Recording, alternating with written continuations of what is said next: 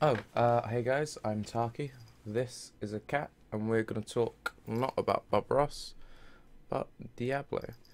So basically, with BlizzCon just around the corner, hello Cattail, and speculating that we're going to have a new expansion release, there are about five or so points which I really think that Diablo needs to nail going forward to new expansion. Now, what you're looking at here is my monk that I played somewhat extensively-ish at the launch of the new season. Now, if you look at it over here, it only has 38 hours on it.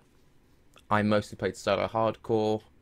It's pretty much fully geared character. Yeah, okay, it's not ancient every slot, but it's pretty well geared, right? With that, I managed to clear up to about Greater Rift 50-ish or so, then kind of got bored and then dropped that character. And then went on to this character for a bit. Again, 29 hours played, not that much. And then I briefly played this for a whole of about 9 hours, right? Now, as you can see, only playing solo, only playing hardcore, Paragon 348. I didn't go like crazy into it, right? But I got what I thought was a complete experience, so to speak, right? But clearly, for a whole new season to come up, if you add that all together, let's just round it up for ease. Say 10, 30, 40. So we got, 80 hours worth. It's all right, but, it's not amazing, right?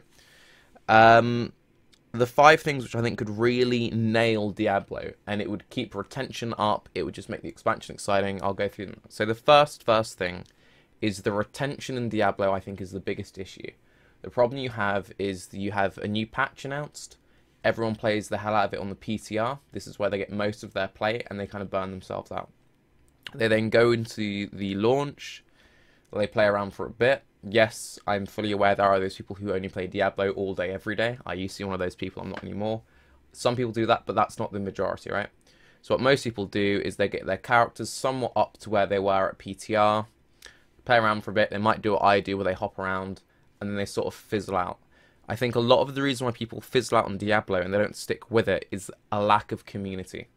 With the changes in Reaper and Souls, and trust me, Reaper Souls did amazing things for D3, but it did really punish the community aspect of it.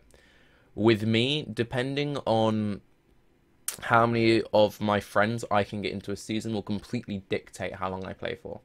If I can get a bunch of friends into a season, I could play it easily 200-300 hours just on one catch before I get bored and want to try something else. Now, at the same time, Diablo is overly punishing when it comes to single players. So you have this weird mix of, if you want to gear efficiently, if you want to experience efficiently, you have to play in a group. But at the same time, the game itself doesn't really promote direct player interaction outside of pugging, if that makes sense.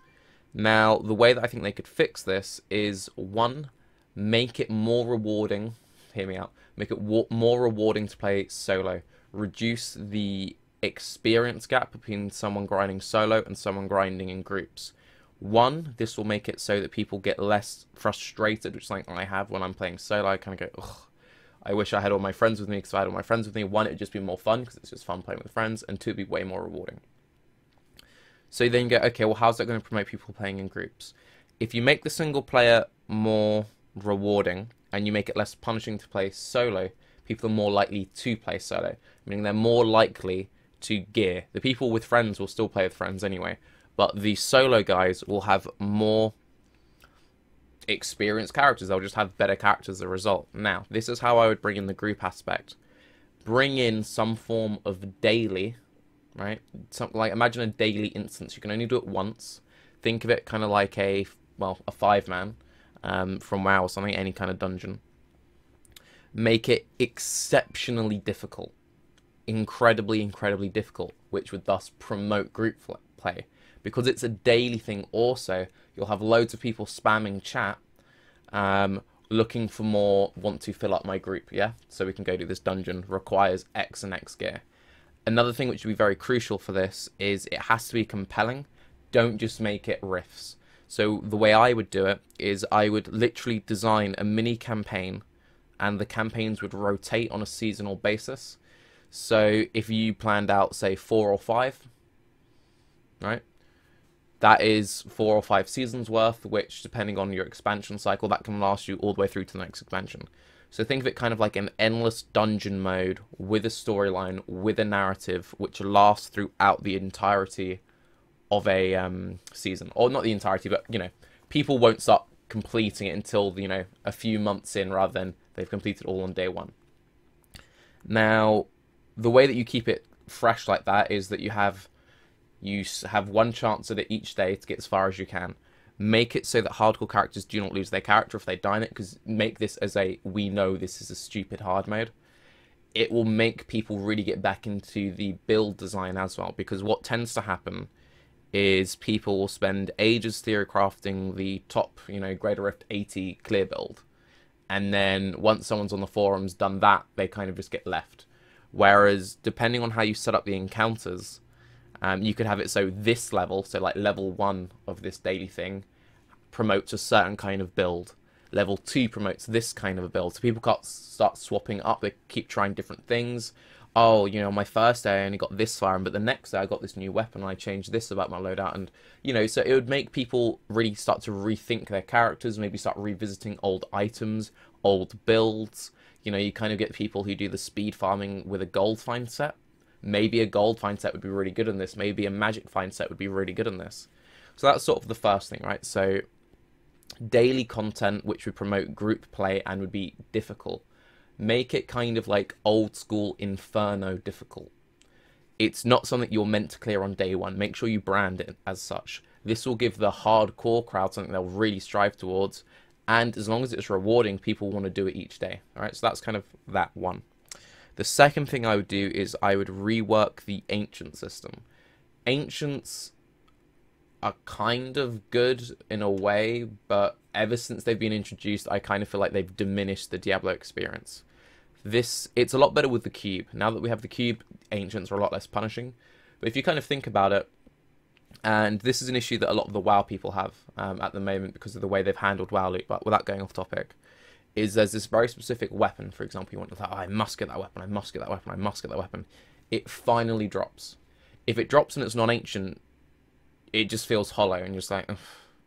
At least with the cube, you know, you can at least disenchant that weapon or whatever, but even so, there are times where there's this very rare item, and it drops, and it's just like, well, you know, disenchant. Grind, disenchant, you know, and that just feels hollow. What I think they can do, and I think the Ancient system's okay, in the fact that it adds slightly more power creep. I imagine the Ancient system would be amazing when you think about my previous point, because you have this exceptionally difficult content that you want to progress through. So suddenly getting an Ancient weapon or getting an Ancient slot would make you progress further. So in that sense, it's great. What I propose they should do is they should have it so that you have an item, kind of like the gift, which adds a socket. Have an item which adds Ancient, so you can force Ancient items. Make it incredible. You either do one of two things. You either make it very low drop chance, so people don't go full Ancient day one, or again, you could set it up as a reward, which you got through the dailies if you reached level 6 of this thing. You know, and there's mini quests in there. You got the reward. There's a few other ways you could do it, which I'll breach into later. So either have it with very low RNG or have a set amount of grind that leads up to it. So for example, you need 10,000 blood shards to buy this, you know, Ancient token, which forces Ancient on an item. Then you kind of get into this interesting thing with, okay, it's a fresh league, I've got a fresh character, oh, I've happened to get the right weapon early, but it's not Ancient. Is it worth me saving up the blood shards to force it Ancient? Or would I be better off spending those blood shards on trying to finish my set or trying to get another specific item? So that would make quite an interesting gameplay aspect, and it would make it a lot easier. Not necessarily easier, but it would incentivize people to keep playing, right? So what happened with my monk is I made my monk, I geared it up, I got my set, I got a few Ancient items, didn't get a few others, and my weapons were off, right? So, do I really want to spend ages farming and farming and farming and farming? And, you know, I did it for a while, and I kind of got bored of it, and I was like, oh, let's try a different character, right? If I know that I can force Ancient my gear, and it's behind a certain time wall to some extent, not like you need to wait a fixed X amount of hours, but there is a time wall between getting 10,000 shards, for example, then I've always got a way of progressing my character, because once I've gotten the full ancient set, it's, oh, but I could have a chest with slightly better rolls. So now I wait for a new chest to drop. If it rolled ancient with better, then great. If it rolled a better chest with just better stats on it, I've now got to get that chest ancient, and it brings you back into the game. And that would be really good, right? So, first point, daily content. Second point, ancients. The third thing, make story mode important again. I've got a friend, and he loves Diablo, and he hates adventure mode with a passion. If it was up to him, he would come back every season and just grind story mode with me. He doesn't play with me anymore because he only enjoys story mode. I'm sure there are other people who feel like that. At the moment, story mode is basically worthless outside of doing a few challenges. What I propose they should do is they should make story mode incentivized content. So don't force it. If you look at the current adventure mode system, they've quite clearly broken up. You go to greater rifts to upgrade your gems. You go to bounties to get your recipes. You go to rifts just for quick loot, right? So you kind of go, oh, what do I want? Do I want to upgrade my gems? I'll spam greater rifts. I want experience? I'll do this. Do I want to just get a few quick items? I'll do that. Oh, I need more crafting recipes. I go do that. Use that philosophy and incentivize people to go into story mode. Again, something I thought about, and I think this could be quite a fun way of doing it, is perhaps if you do a full clear through of story mode, you get one of those token items I was talking about. Or at the end of it, you get a big cache of blood shards, which again, if you use the 10,000 blood shards to get a token, it would incentivize that gameplay. So it means that if people want to do story mode, they can do story mode and feel good about it, right? And assuming that we're getting a new expansion, you assume you get a new act. You want that act to, you know, get a full play cycle. I know a few people who did Act 5 like once, and that was it. It's like, oh, cool, that was right. And they never go back to it. And that's a real shame. It's a lot of wasted development. And if you look at the core story mode, it's basically wasted development because no one does that content. They need to make that content accessible so it was worth their original investment, and it means people who want to play it can play it. So that's kind of that.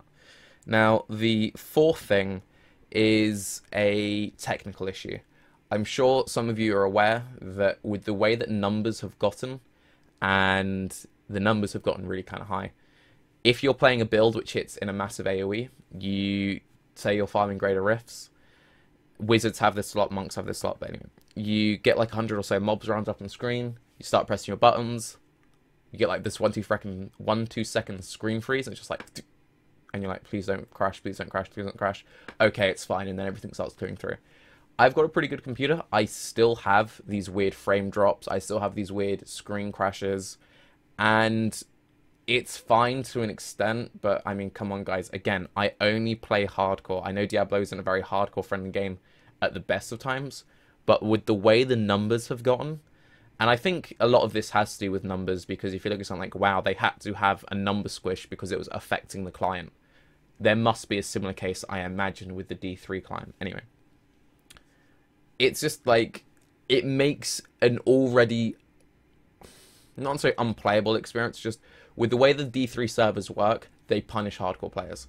So it already makes playing hardcore in Diablo not that great, having this constant freezing, and it's just like, oh, come on, guys. Now, also, it's kind of fun seeing the ridiculously high numbers on the screen, but we don't need numbers that ridiculously high. What I propose is they look back at their old coding, try and retune it a little bit, and do a big number squish. At the very least, if it doesn't fix things, it will make the numbers more accessible. You know, if you're a new player and you're like, okay, cool, at level 10 I'm doing this damage, level 60 I'm doing this damage, level 70 I'm now doing like 3 billion. You're like, what? No, it's, come on, it's stupid, right? Shrink the numbers down a bit, make it just, at the very least, make it prettier, and hopefully you'll fix up the back end. So those are kind of those core points. Now, the final thing is make seasons different. At the moment, what we kind of have is a new patch comes out which introduces some new loot. So you play the new season to get your new loot, and then if you're the kind of person who just plays Diablo all the time, you'll keep playing or you'll stop. Some people care about the ladders, but you know, the ladders are often a bit all over the place due to exploits or whatever, but if you look at a game like Path of Exile, I know I'm going to get a lot of hate for this, because whenever you mention one game, you get loads of fanboys and this and that. Just ignore that. If you look at their season setup, the way they do their seasons is they have a ladder reset and they have a new rule set, and it's a rule set specific to that season, which makes it fresh. It makes it interesting because it's completely different to the last time you played. Most Diablo players only play on a seasonal reset. So if suddenly it's like, oh, this new season, and it doesn't even need to be crazy difficult things. It can just be fun little things like there are guaranteed, you know, goblin shrines. There is this, there is that, there is this, there is that. Oh, mobs now move 100 times faster, or you move 100 times faster, or just add in weird, quirky little things. It doesn't actually need to be a pure mobs hit hard, right? Make it fun gameplay. Add fun little things there. There are a chance that bosses will randomly spawn in the world or in greater rifts or whatever. Just something interesting, so that when you're going back to it, at least it feels a little fresh, yeah? So, again, to make the season feel a little more interesting, because, again, the core issue with Diablo at the moment is it's a really fun game, but it lacks retention mechanics. Add in cosmetic rewards, more cosmetic rewards. The stuff they're doing with the challenges is great, but once you've got the challenge, you just stop. Have those rewards, again, behind a massive grind wall. So you can get your cosmetic stuff from getting all your meta achieves, and then you can get some cosmetic stuff by sinking like maybe not a million, but sinking 20,000 blood shards. Again, you get into that little thing of people really like cosmetics. I'm sure there are a lot of people who would probably grind their, you know, crazy aura effect or new set of wings before they would finish gearing their character. So for them, it gives them a goal. For the people who have their perfect geared character, they still have these goals. It's like, oh, you know, there's still those 2 wing effects, there's still that portrait. Oh, let's grind those out. And while they're grinding those out, they might find a new item. Oh, I want to roll that ancient. I'll go roll a token upgrade on that. And by having systems which aren't a core time gate, like press this button once every amount of days, it means that if you want to just sit down and beast mode for 24 hours, you can just sit down and beast mode and you can get your stuff done. But by adding multiple gameplay elements like that, it means that you always have goals, you always have stuff to do. And then maybe if you want to try out another character, you then go try out another character, but you've sunk an extra 100 or so hours into the game. So those are the 5 big things. There are 1 or 2 other small things which I don't think are really worth their own point, which I'll cover now. So there's a lot of sort of like useless stats. I'm still very frustrated with the way that Magic Find works in this game. If you don't know how the way that Magic Find works in Diablo is, Magic Find used to be amazing, so they ninja nerfed the hell out of it. So if you have 100% Magic Find on your character, you only have 10% Magic Find on your character, which is kind of what? They basically made it so ineffective that you need to reach crazy high amounts, which are basically impossible, so no one bothers with the stat. So, for example, if you go on this, and then we look at the game settings, and you kind of look at this, you can see this crazy amount of scaling and stuff. So you get 3,000%. Again, this kind of goes into what I was saying earlier about having a number squish. 3,000% more experience. You get additional chance, you see? Additional chance, because they can't say you get like 1 million times more gold find. What they should do, in my mind, is either rebalance the stat or remove it. Right? Just either go, we fixed it, you know, you can now get up to 20% or 30%, or just completely scrap the stat and have it as a fun little temporary buff. So imagine this, for example, right? It's a new season, and the season rule set is goblin shrines. Goblin shrines everywhere. Like, oh, what's a goblin shrine? Well, you go, you click this shrine, and loads of goblins shoot out. Oh, okay, cool. So, you know, all these goblins shoot out everywhere, and you're getting loads of passive loot from that. Also, when a goblin shrine shoots out, there will always be a magic buff goblin, right? And the magic buff goblin is super zippy and super fast. And if you kill it, you get 100% increased magic find, like actually 100% increased magic find for 5 minutes. And you're like, okay, cool. But at the same time, you've got like 10 other goblins who've all shot out of the shrine. So you then have this thing of, do I kill the buff goblin first, who's super quick, and I'll probably miss out on the other goblins? Or do I just kill the goblins as quickly as I can? I don't really care about it. And it adds gameplay, right? And that's an example that I just came up with off the top of my head in the middle of a recording. The guys at Blizzard are probably smarter than me. They can probably come up with something better. But it would at least make the... Ooh, it's a magic shrine. It would feel exciting. Because at the moment, if you get like a magic shrine, you're like... So basically a meaningless buff. Again, we're probably going to get a new class if they have a new expansion. I don't really have any preference on what class there is.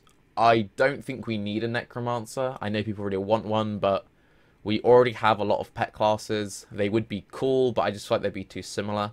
I think maybe something like a Druid would be good, because with a Druid you can go for a melee focus or a caster focus. So that way it's not, oh, they've added more melee, or oh, they've added more ranged. And I think that more classes added to Diablo at this point should be sort of hybrids. So that way they cater to more styles of play. That way they're more likely to get picked up by other players. And if it's one of those things of like, oh, you can play a Druid and they have like shapeshift specs, and then they have ranged caster specs, and then they have like melee ranged hybrid specs, that's a lot of cool, interesting gameplay there, rather than, oh, this is the debuff guy who summons lots of things, because we kind of already have the debuff guy who summons loads of things. Anyway, those are my points. We've got we've got BlizzCon coming up in 2 days, so we'll see if we actually are getting a new expansion. But yeah, what would you guys want? What wouldn't you want? You disagree with any of my points? Please let me know in the comments, and if you like this video, then please subscribe for more similar speculation content. I'm Tarky, the cat has run off. Bye-bye.